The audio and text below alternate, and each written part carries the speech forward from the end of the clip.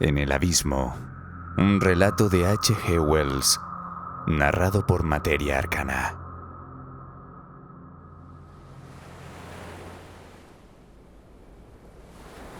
El teniente estaba de pie ante la esfera de acero, mordisqueando una astilla de pino. ¿Qué te parece, Stevens?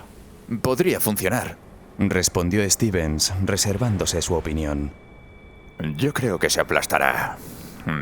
Parece haberlo calculado todo con bastante precisión.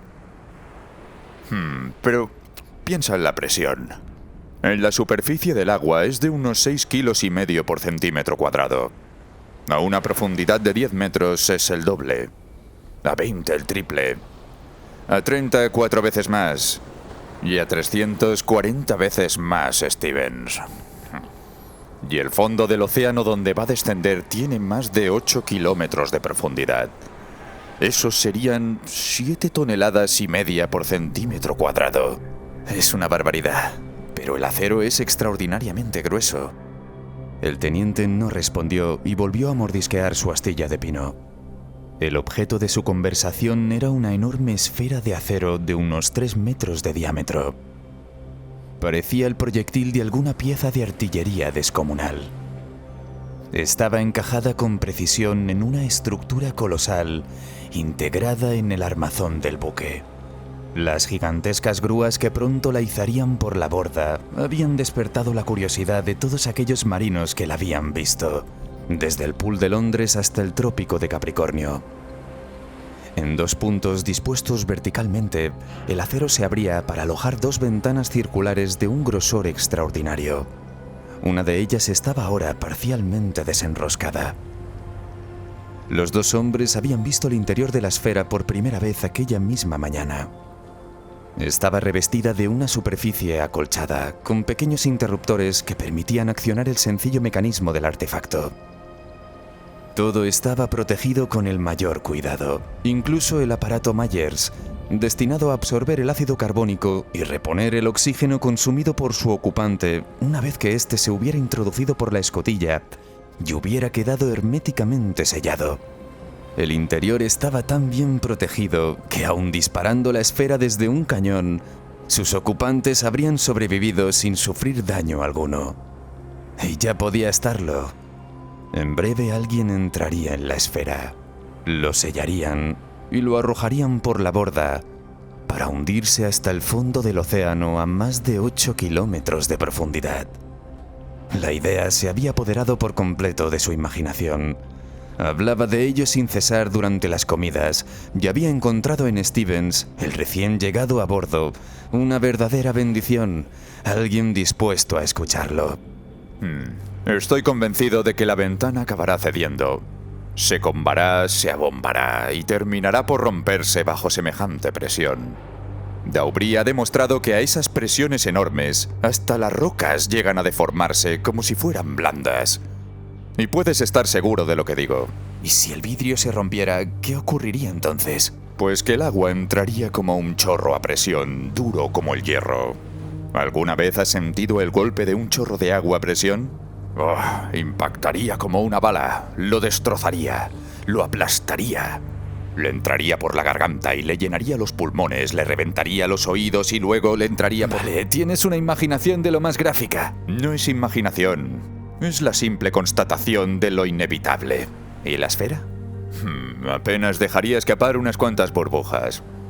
Se posaría tranquilamente en el fondo, esperando el día del juicio final, entre lodos y sedimentos del fondo marino, con el pobre Elstead desparramado sobre el revestimiento interior destrozado, como mantequilla untada en pan. Como mantequilla untada en pan. ¿Qué, mirando la esfera? Elstead estaba detrás de ellos en su uniforme blanco, impecable, con un cigarrillo entre los dientes, y los ojos le brillaban bajo la sombra del ala ancha de su sombrero. ¿Qué es eso que dices de mantequilla y pan, Weybridge? Ya estás quejándote otra vez de lo mal pagados que están los oficiales de la Marina. Bueno, no falta ni un día para que inicie el descenso. Hoy van a preparar los cables de suspensión.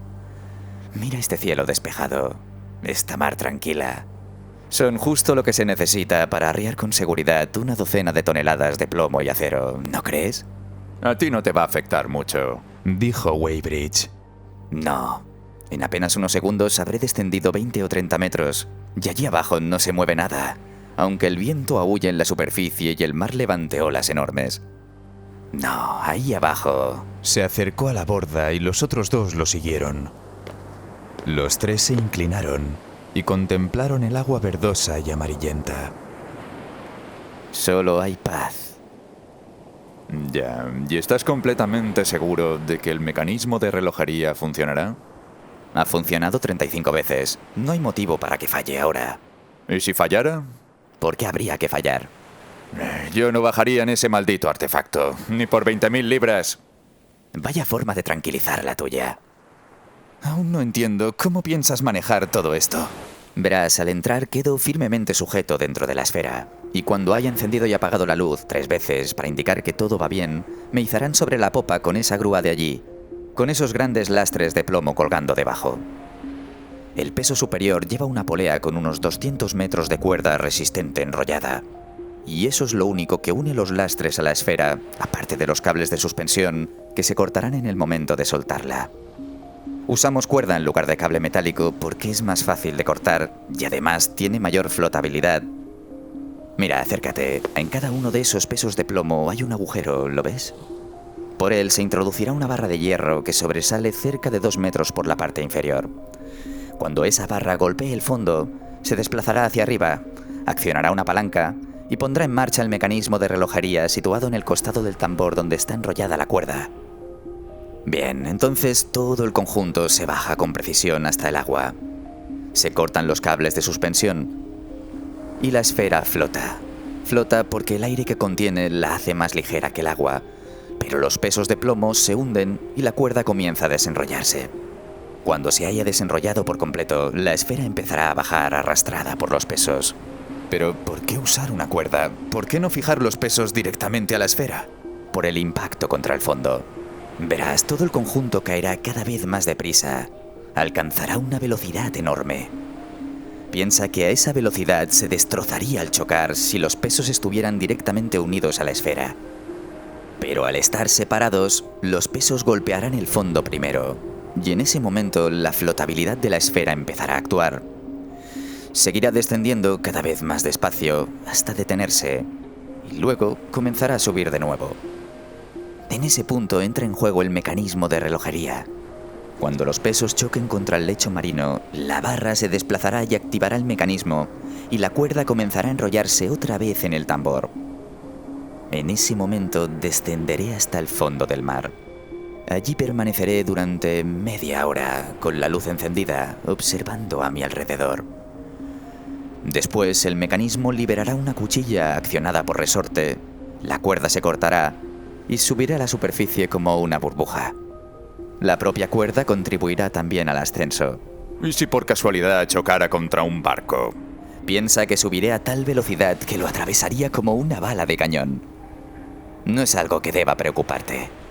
Y supongamos que algún crustáceo especialmente ágil se introdujera en el mecanismo de relojería.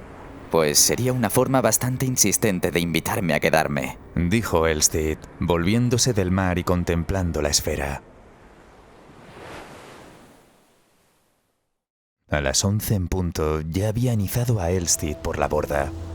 El día estaba claro y en calma, con el horizonte velado por la bruma. La luz eléctrica en el pequeño compartimento superior parpadeó 3 veces nítida y firme. Después comenzaron a bajarlo lentamente hasta la superficie. Mientras un marinero, apostado en la popa, esperaba listo para cortar los aparejos que mantenían unidos los pesos de plomo y la esfera. Esta, que en la cubierta parecía tan grande, resultaba ahora diminuta bajo la popa del buque. Oscilaba levemente, y sus 2 portillos oscuros, vueltos hacia arriba, parecían ojos abiertos que miraban con asombro a los hombres inclinados sobre la borda. ¿Está listo? Llamó el comandante. ¡Listo! ¡Soltadlo! La cuerda se tensó contra la hoja y fue seccionada. Un remolino se cerró sobre la esfera. Un guardamarina contaba lentamente. 8, 9, 10. Durante un instante pareció quedar suspendida. Luego comenzó a empequeñecer rápidamente y el agua se cerró sobre ella.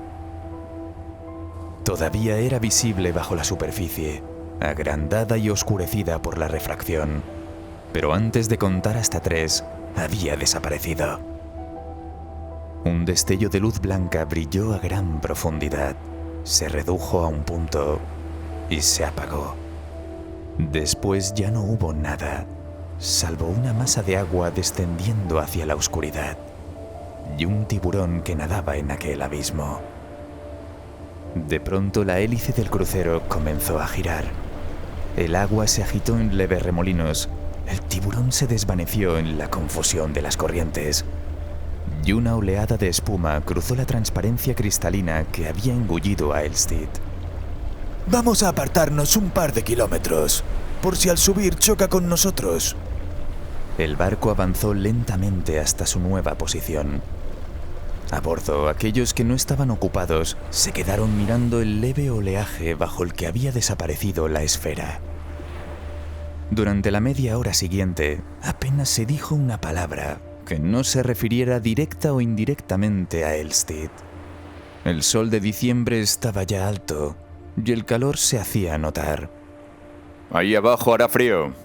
Dicen que a cierta profundidad el agua del mar está siempre casi helada. ¿Por dónde saldrá? He perdido la referencia. Por allí. Diría que este es más o menos el momento. Lleva 35 minutos. ¿Y cuánto se tarda en llegar al fondo del océano? Para una profundidad de unos 8 kilómetros, y suponiendo una velocidad de unos 60 centímetros por segundo, tanto en la bajada como en la subida, alrededor de 3/4 de hora. Entonces ya va con retraso. Por poco. Supongo que la cuerda tardará unos minutos en recogerse en el tambor. No había pensado en eso. Y entonces comenzó la espera. Pasó un minuto. La esfera no aparecía. Luego otro. La superficie del mar permanecía intacta. Los marineros comentaban entre ellos el funcionamiento de la cuerda y el tiempo que tardaría en recogerse. Algunos se habían encaramado a los palos y miraban desde lo alto, atentos a cualquier señal. Vamos, Elstead, sal de una vez. Claro que si la aceleración es menor de 60 centímetros por segundo, tardará más. No estamos del todo seguros de que ese cálculo sea exacto. Yo no creo ciegamente en los números. Stevens asintió brevemente. Durante un par de minutos en la cubierta de popa no se oyó una palabra. Entonces el reloj de Stevens sonó. 21 minutos después, el sol alcanzó el punto más alto. Seguían esperando. Ni un solo hombre a bordo se atrevía a decir en voz alta que todo estaba perdido. Fue Weybridge quien primero verbalizó lo que todos empezaban a temer. Hablaba mientras el eco de las 8 campanadas aún resonaba en el aire. Siempre me dio mala espina ese portillo. Dios mío, ¿no creerás que...? Bueno... Yo tampoco creo ciegamente en los cálculos. Aún no he perdido la esperanza, dijo el comandante con cierta vacilación. Ya era medianoche. El buque avanzaba lentamente en círculo, alrededor del punto donde la esfera se había hundido. Un haz de luz blanca barría el agua en su busca. Se detenía un instante y volvía a recorrerla, una y otra vez, sobre la superficie fosforescente bajo las estrellas. Si el portillo no ha reventado y no lo ha aplastado, entonces es aún peor. Significa que el mecanismo ha fallado. Y sigue vivo a 8 kilómetros de profundidad. Ahí abajo, en el frío y la oscuridad, donde nunca ha brillado la luz ni ha vivido un ser humano desde que existen los mares. Está ahí sin comida, pasando hambre, sed y miedo, preguntándose si morirá de inanición o asfixiado. ¿Cuál de las dos cosas será? El mecanismo Myers debe estar agotándose, supongo. ¿Cuánto puede durar? Dios santo. ¡Qué insignificantes somos! ¡Qué imprudentes! Ahí abajo hay kilómetros y kilómetros de agua, nada más que agua. Y aquí arriba este vacío que nos rodea, este cielo. Todo es inmensidad. Alzó los brazos y en ese mismo instante, una fina estela blanca cruzó el cielo en silencio. Fue perdiendo velocidad. Se detuvo y quedó suspendida como un punto de luz, como si una nueva estrella hubiera aparecido en el cielo. Luego se perdió entre el brillo de las estrellas y cayó en el resplandor blanquecino del mar fosforescente. Al verla se quedó inmóvil, con el brazo en lo alto y la boca abierta. Intentó decir algo, pero no le salían las palabras. ¡Ahí! ¡Elstit a la vista! ¡Elstit a la vista! Gritó al oficial de guardia y echó a correr hacia Knightley y la luz. Lo he visto por estribor. Tiene la luz encendida y acaba de salir a la superficie. ¡La luz, la luz! ¡Apuntad hacia estribor! Deberíamos verlo a la deriva cuando lo levanten las olas. No lograron dar con la esfera hasta el amanecer, y cuando por fin la avistaron, estuvieron a punto de llevársela por delante. Pusieron en marcha la grúa. Un bote enganchó el cable de izado a la esfera. Una vez a bordo, desatornillaron la escotilla y se asomaron a la oscuridad del interior, pues la luz eléctrica estaba en un compartimento independiente destinado a iluminar el exterior de la esfera. Dentro el aire era sofocante.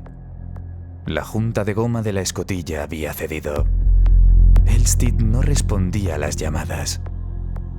No se percibía el menor movimiento. Lo encontraron. Yacía inmóvil, encorvado en el fondo de la esfera. El médico entró y lo sacó hasta donde aguardaba el resto. Durante unos instantes no supieron si estaba vivo o muerto. Su rostro brillaba de sudor bajo la luz amarillenta de las lámparas. Lo llevaron a su camarote. No estaba muerto, pero había sufrido un colapso nervioso, además de múltiples contusiones. Durante varios días tuvo que permanecer en reposo absoluto. Pasó una semana antes de que pudiera contar lo que había vivido. Sus primeras palabras fueron que quería bajar de nuevo. Dijo que había que modificar la esfera para poder soltarse de la cuerda si fuera necesario.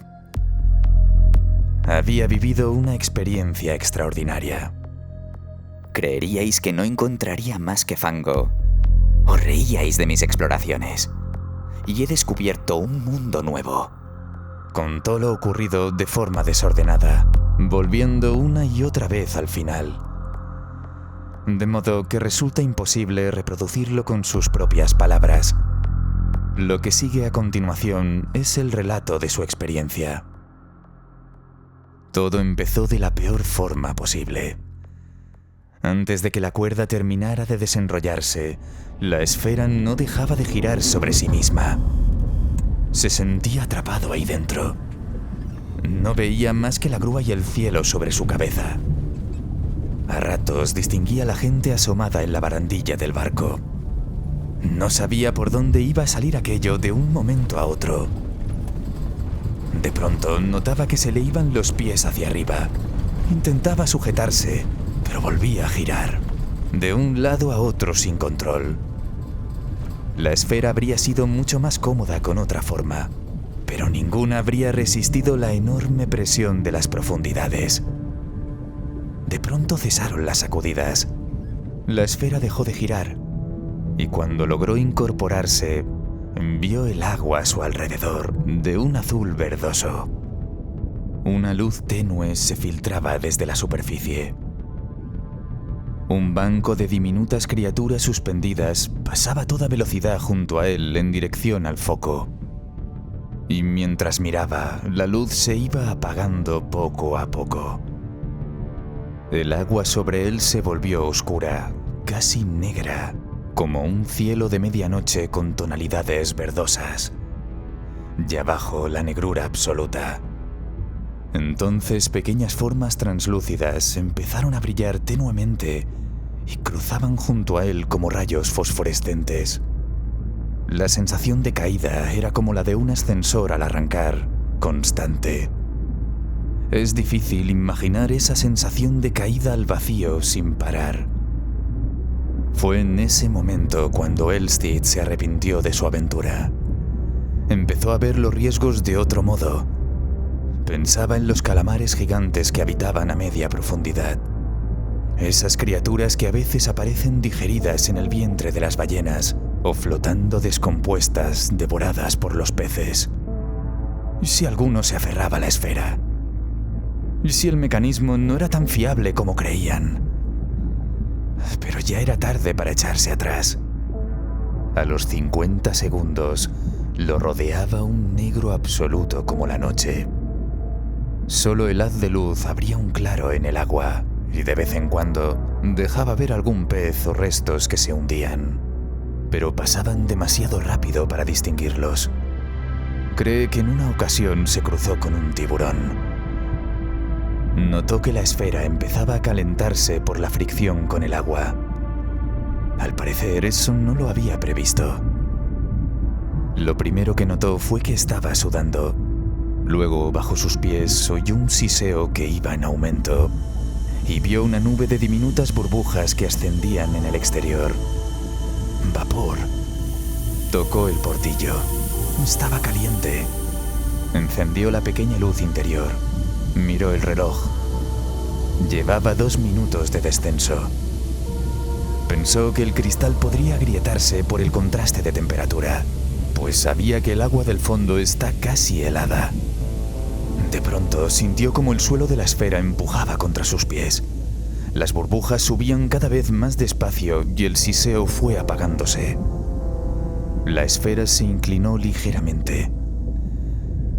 El portillo no se había agrietado, no había cedido, y comprendió que al menos había superado los peligros del descenso.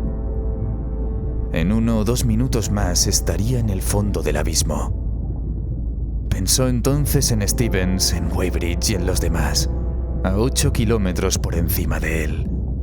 Una distancia que en la superficie superaba la de las más altas nubes. Se los imaginó allí arriba, mirando hacia abajo y preguntándose qué habría sido de él. Se acercó al portillo. Afuera una negrura absoluta. Solo la luz eléctrica abría un claro en el agua y dejaba ver su color amarillo verdoso. De pronto aparecieron 3 formas, como llamas azules resplandeciendo en la oscuridad. Avanzaban una tras otra. No podía saber si estaban cerca y eran pequeñas, o si venían de lejos y eran mucho más grandes. Una luz azulada intensa emanaba de ellas. A lo largo del cuerpo brillaban diminutos puntos como un barco en la noche. Pero al cruzar la luz de la esfera, aquel resplandor se apagó, y entonces vio que eran peces diminutos de una especie desconocida, con cabezas enormes, ojos desmesurados y cuerpos y colas que se iban estrechando hasta casi desaparecer. Tenían los ojos fijo en él y comprendió que lo estaban acompañando en su descenso, atraídos por su resplandor. Poco después se les unieron otros de la misma especie. A medida que descendían, notó que el agua se volvía más clara. Pequeñas partículas centelleaban sobre su haz de luz como polvo suspendido en un rayo solar. Probablemente eran nubes de lodo y sedimento levantadas por el impacto de los pesos contra el suelo. Al descender hasta la altura de los lastres, le envolvió una niebla densa y blanquecina. La luz apenas lograba penetrar más que unos pocos metros. Y pasaron varios minutos antes de que el velo de aquel sedimento en suspensión empezara a sentarse. Entonces, a la luz de la esfera y del pasajero resplandor de un lejano banco de peces, pudo distinguir bajo la inmensa oscuridad del agua que tenía encima una vasta superficie de fango grisáceo, interrumpida aquí y allá por densos grupos de lirios de mar, cuyos tentáculos se movían como si buscaran alimento. Por el fondo se veían pequeños cuerpos de tonalidades negras y purpúreas que supuso serían alguna especie de erizo de mar y pequeñas criaturas que recordaban vagamente a insectos o a langostas. Se movían lentamente cruzando el haz de luz y volvían a perderse en la oscuridad dejando una estela tras de sí. De pronto, el banco de diminutos peces que lo rodeaba cambió de dirección. Se lanzó hacia él como una bandada de estorninos. Pasaron sobre la esfera como una nevada luminosa, y entonces, tras ellos, vio a una criatura mayor que se acercaba. Al principio apenas distinguía su forma, una silueta difusa que recordaba vagamente a un ser humano caminando. Luego entró en el haz de luz. Al alcanzarle, entrecerró los ojos. Era un vertebrado extraño. La cabeza de un púrpura oscuro recordaba vagamente a la de un camaleón, pero tenía la frente tan elevada y la cavidad craneal tan desarrollada como ningún reptil conocido. La verticalidad del rostro le daba un parecido sorprendente con un ser humano. Dos grandes ojos prominentes sobresalían de sus órbitas, como en los camaleones, y tenía una boca ancha de reptil con labios córneos bajo unas pequeñas fosas nasales. En lugar de orejas, presentaba dos enormes opérculos branquiales, de los que se desplegaba una estructura ramificada de filamentos coralinos, semejante a las branquias arborescentes de las crías de raya o de tiburón. Pero lo más extraordinario no era el parecido de su rostro con el humano. Era bípedo. Su cuerpo, de formas redondeadas, se sostenía sobre un trípode formado por dos patas parecidas a las de una rana y una cola larga y gruesa. Sus extremidades delanteras, que caricaturizaban de forma burda la mano humana como en las ranas, sostenían una larga vara ósea con una punta de cobre. El color de la criatura era variado. La cabeza, las manos y las patas eran púrpuras, pero la piel que le colgaba del cuerpo como una especie de vestidura era de un gris fosforescente. Y allí permanecía cegada por la luz. Al fin aquel ser del abismo abrió los ojos. Parpadeó y, cubriéndoselos con la mano libre, abrió la boca y emitió un grito, casi articulado como si fuera lenguaje. Llegó a atravesar incluso la carcasa de acero y el acolchado de la esfera. ¿Cómo podía producir un grito sin pulmones? Luego se desplazó a un lado, fuera del resplandor, y se internó en la penumbra que lo rodeaba. Elstid tuvo la impresión de que se acercaba, y pensando que la luz lo había traído, accionó el interruptor que cortaba la corriente. Un instante después, algo blando golpeó el acero, y la esfera se balanceó. El grito se repitió. Le pareció que un eco lejano respondía.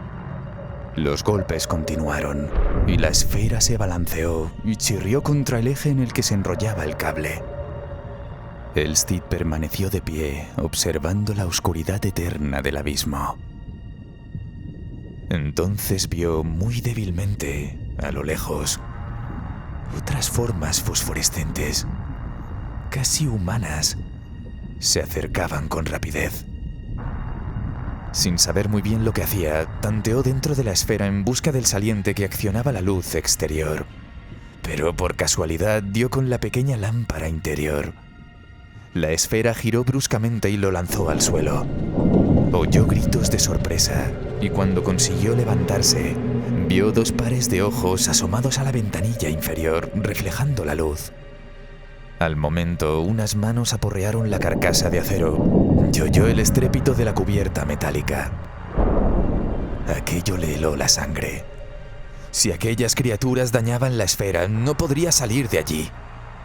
Apenas terminó de pensarlo, la esfera se sacudió violentamente y lo lanzó hacia arriba. Apagó la pequeña lámpara interior y dirigió el haz de luz hacia el agua. El fondo marino y las criaturas humanoides habían desaparecido.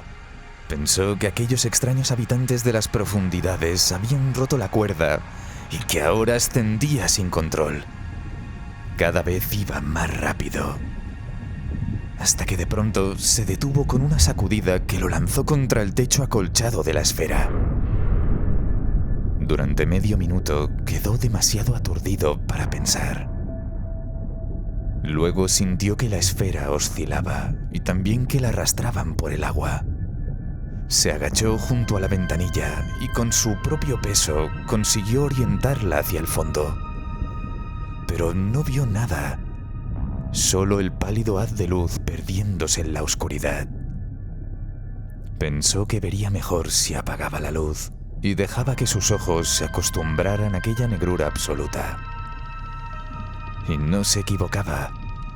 Al cabo de unos minutos, la negrura empezó a volverse translúcida.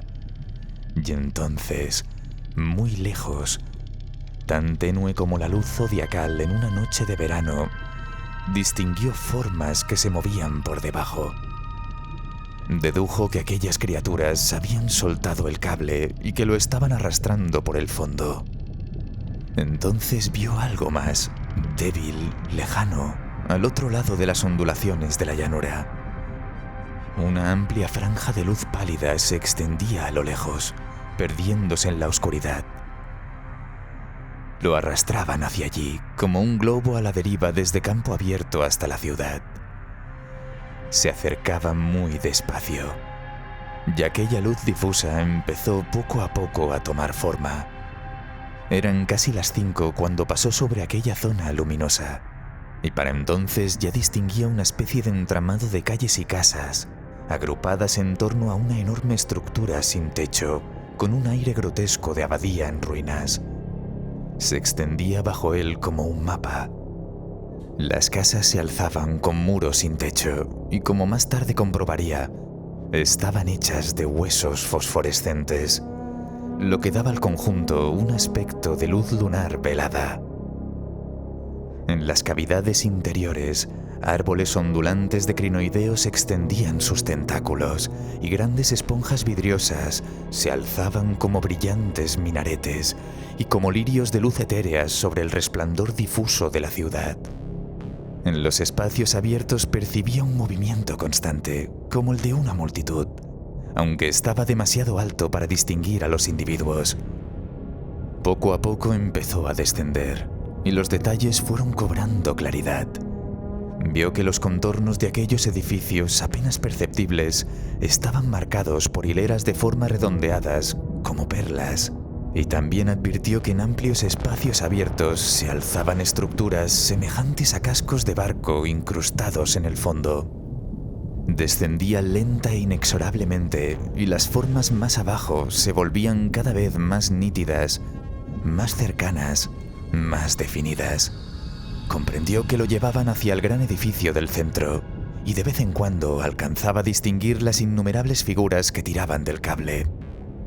Le sorprendió descubrir que el armazón de uno de los barcos, tan prominente en aquel paisaje, estaba cubierta de figuras que gesticulaban mientras lo observaban, y entonces el gran edificio se alzó a su alrededor, y sus muros le ocultaron la ciudad. Aquellos muros estaban formados de madera anegada, de cables retorcidos, de mástiles de hierro, de cobre y de huesos y cráneos humanos. Los cráneos trazaban líneas en zigzag, espirales y curvas fantásticas a lo largo de toda la construcción, y entre sus cuencas vacías y por toda la superficie se movían y jugaban innumerables pececillos plateados. De pronto sus oídos se llenaron de un clamor sordo, como el clamor grave de unos instrumentos de viento. Luego dio paso a un canto extraño y solemne. La esfera descendía, pasaba junto a enormes ventanales ojivales, a través de los cuales distinguió vagamente a numerosas figuras fantasmales que lo contemplaban. Y por fin se detuvo, o eso le parecía, sobre una especie de altar en el centro del recinto. Ahora estaba lo bastante cerca para ver con claridad a aquellos extraños habitantes del abismo. Para su asombro, comprobó que se postraban ante él, todos salvo uno, que parecía llevar una especie de manto de escamas compactas y una diadema luminosa. Este permanecía erguido, abriendo y cerrando la boca de reptil, como si dirigiera el canto de los demás. Impulsado por una curiosidad repentina, Elstead encendió de nuevo su pequeña lámpara interior y se hizo visible para aquellas criaturas. Pero el resplandor las hizo desaparecer de inmediato en la oscuridad. Ante su aparición, el canto se transformó en un estallido de gritos, y Elstead, deseoso de observarlos, volvió a apagar la luz y desapareció otra vez ante sus ojos. Durante unos instantes quedó cegado y no pudo ver qué hacían. Pero cuando recuperó la vista, estaban de nuevo arrodillados, y así siguieron adorándolo, sin descanso, durante 3 largas horas. El relato de Elstead sobre aquella asombrosa ciudad y sus habitantes era extraordinariamente detallado. Seres condenados a la noche perpetua, que jamás han visto el sol, la luna ni las estrellas, que no conocen la vegetación verde ni criatura alguna que respire aire, que ignoran el fuego y toda luz que no sea la fosforescencia de los seres vivos. Por asombroso que resulte su relato, aún sorprende más que hombres de ciencia de la talla de Adams o Jenkins no encuentren en él nada extraño. Sostienen que no hay motivo para descartar la existencia de organismos inteligentes, vertebrados y capaces de respirar en el agua, adaptados a bajas temperaturas, a presiones extremas, capaces de permanecer en esas profundidades ajenos a nuestro conocimiento. Descendientes, como nosotros, de los grandes terimorfos de la era del New Red Sandstone. Para ellas, sin embargo, nosotros seríamos criaturas extrañas, casi como meteoros, que de vez en cuando caen muertos desde la misteriosa negrura de su cielo acuático. Y no solo nosotros, también nuestros barcos, metales e instrumentos, todo cuanto arrojamos al mar caería desde la oscuridad. A veces aquello que caía podía aplastarlos, como castigo de alguna fuerza invisible de las alturas. Otras les traía cosas de gran valor o utilidad, o incluso formas capaces de despertar nuevas ideas. Quizás se entienda algo de su comportamiento si pensamos cómo reaccionaría un pueblo primitivo al ver descender del cielo, de pronto, a una criatura luminosa envuelta en un halo. En algún momento, Elstead debió de contar a los oficiales del Ptarmigan todos los detalles de sus extrañas 12 horas en el abismo. Y también debió de pensar en dejarlo todo por escrito, pero nunca llegó a hacerlo. Así que, por desgracia, tenemos que reconstruir su historia a partir de fragmentos y recuerdos de Simons, Weybridge, Stevens, Linley y los demás. Solo alcanzamos a vislumbrar fragmentos de la escena, el enorme edificio fantasmal, la multitud postrada y entonando sus cánticos de perfil casi camaleónico y unas vestiduras de tenue resplandor. Y Elstead con la luz otra vez encendida, intentando en vano hacerles comprender que cortaran la cuerda que sujetaba la esfera. El tiempo pasaba minuto a minuto, y Elstead, al mirar su reloj, se horrorizó al descubrir que solo le quedaban 4 horas de oxígeno. Pero el cántico en su honor continuaba, implacable, como una marcha que acompañara su propia muerte. Desconoce cómo se produjo su liberación, pero a juzgar por el extremo de la cuerda que colgaba de la esfera, debió de acabar por cortarse al rozar con el borde del altar. De pronto la esfera se inclinó y salió disparada hacia arriba, abandonando aquel mundo como una criatura etérea que atravesara nuestra atmósfera para volver a su medio natural. Debió desaparecer ante sus ojos como una burbuja de hidrógeno elevándose en el aire. Qué extraño debió de parecerle su ascenso. La esfera aún subía más deprisa que en la bajada cuando iba lastrada por los pesos de plomo. El calor se volvió abrasador. Ascendía con las ventanillas orientadas hacia arriba y recuerda el torrente de burbujas golpeando el vidrio. A cada instante temía que reventara. De pronto sintió como si un engranaje se soltara por encima de él. La cámara colchada empezó a girar a su alrededor y perdió el conocimiento. Lo siguiente que recuerda es su camarote y la voz del médico. Ese es, en esencia, el extraordinario relato que Elstead contó a los oficiales del Ptarmigan tal como pudo. Prometió dejarlo todo por escrito más adelante, pero no lo hizo.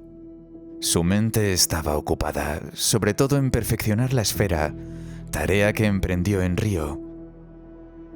Solo queda añadir que el 2 de febrero de 1896 realizó un segundo descenso al abismo. Incorporó las mejoras que le sugirió su primera experiencia. Lo que ocurrió entonces probablemente nunca lo sabremos. No regresó. El Ptarmigan permaneció 13 días rastreando la zona donde se había sumergido, buscándolo en vano. Finalmente regresó a Río y se dio la noticia a sus allegados. Así queda por ahora la historia. Pero cuesta admitir que nadie vuelva a intentar poner a prueba su extraordinario relato sobre esas ciudades del fondo del mar aún desconocidas.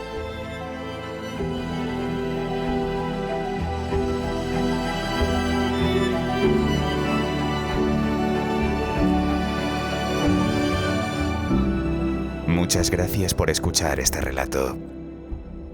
Si lo has disfrutado, te invito a que dejes un me gusta y te suscribas al canal para más contenido. Te espero en el próximo relato del maestro H.G. Wells.